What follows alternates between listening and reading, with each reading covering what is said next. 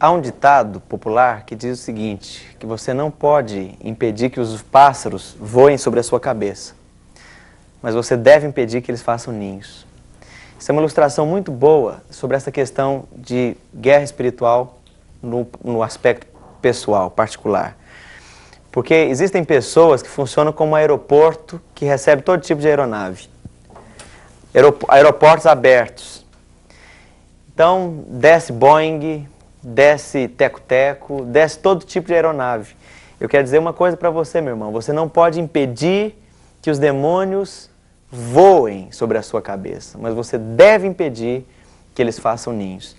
E o que eu quero dizer com isso nessa aula nossa de hoje?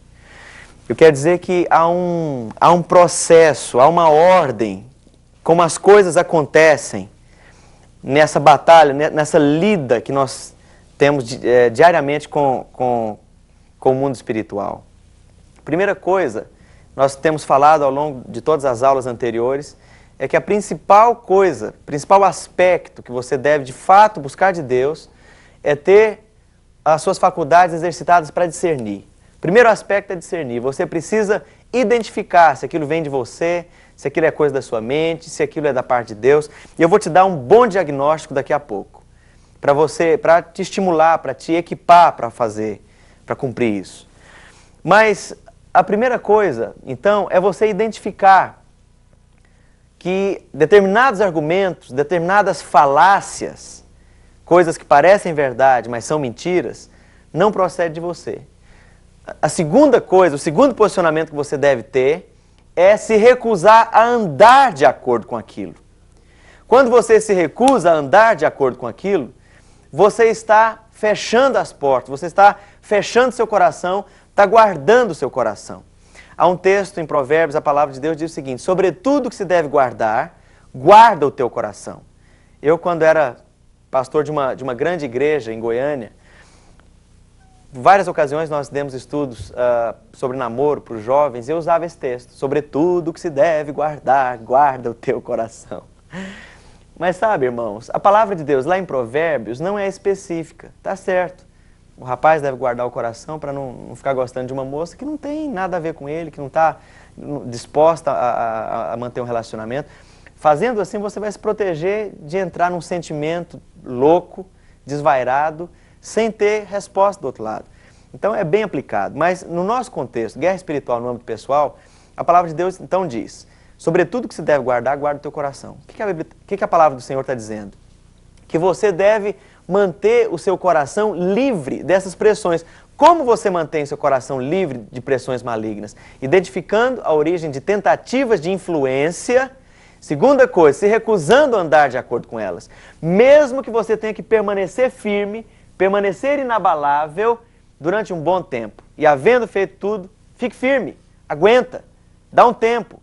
Essa tempestade vai passar. E quando passar a tempestade, você vai chegar à conclusão que era só festa. O diabo estava tentando fazer uma anarquia, mas como você não respondeu às influências, às pressões dos sofismas, o diabo não teve condição de tirar efeito algum da pressão que ele trouxe para a sua vida na tentativa de te influenciar. Você percebeu bem isso? Então eu gostaria de descrever na aula de hoje a ordem de como as coisas acontecem.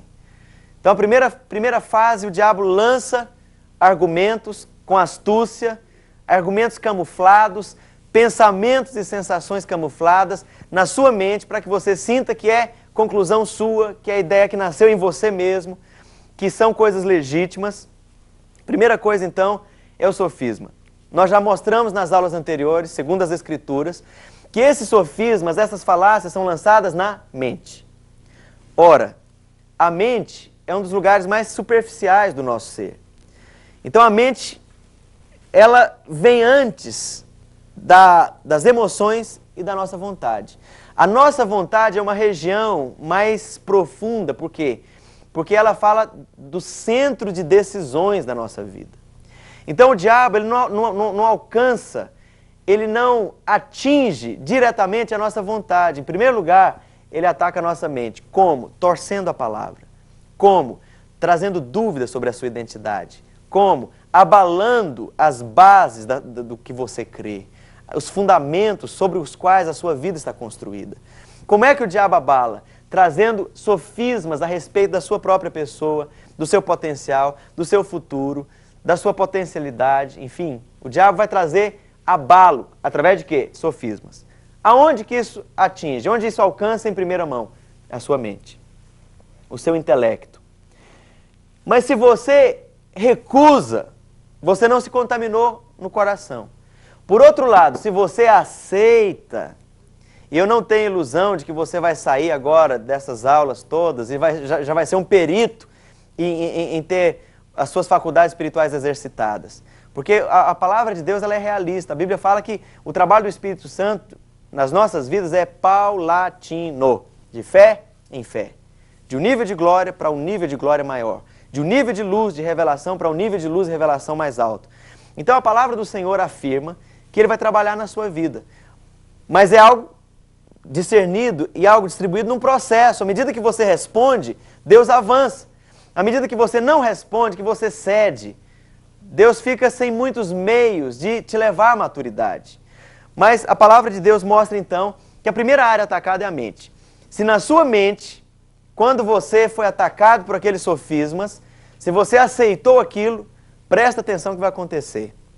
Da sua mente, aqueles argumentos vão cair numa região um pouco mais profunda da sua alma, do seu ser, que são as suas emoções. Querido irmão, aqui a coisa já começou a ficar mais complicada. Porque duas coisas nós já podemos concluir. Que você aceitou o argumento mentiroso de Satanás como se fosse verdadeiro. E a primeira consequência de você ter aceitado o argumento do diabo como verdadeiro é que as suas emoções vão sentir aquilo. Você vai entrar numa profunda tristeza, sentimento de frustração, de fragilidade, de fraqueza, de incompetência, de incapacidade, de abandono, de final de linha, de depressão. Abalo emocionalmente. Porque o que estava na mente caiu, porque você aceitou, caiu para uma região um pouco mais profunda, as emoções. E aqui, se você não se levanta em fé e rompe com isso, e guerreia, guerrear como? Usa os argumentos da palavra, não anda de acordo com isso. Se você aceita, isso vai cair de uma região um pouco mais profunda em relação à mente, mas ainda não é o final da linha, ela vai cair do nível das emoções para o nível da vontade. E quando então esses argumentos caíram no nível da vontade, de duas uma, o diabo conseguiu gerar em você, a partir das influências dele, a decisão de ter atitude errada, de cobrança, de ódio, de sensualidade, enfim, as atitudes erradas, ou ele pode então bloquear a sua vontade de ter as atitudes certas, de ter a decisão certa. O que acontece? Aí você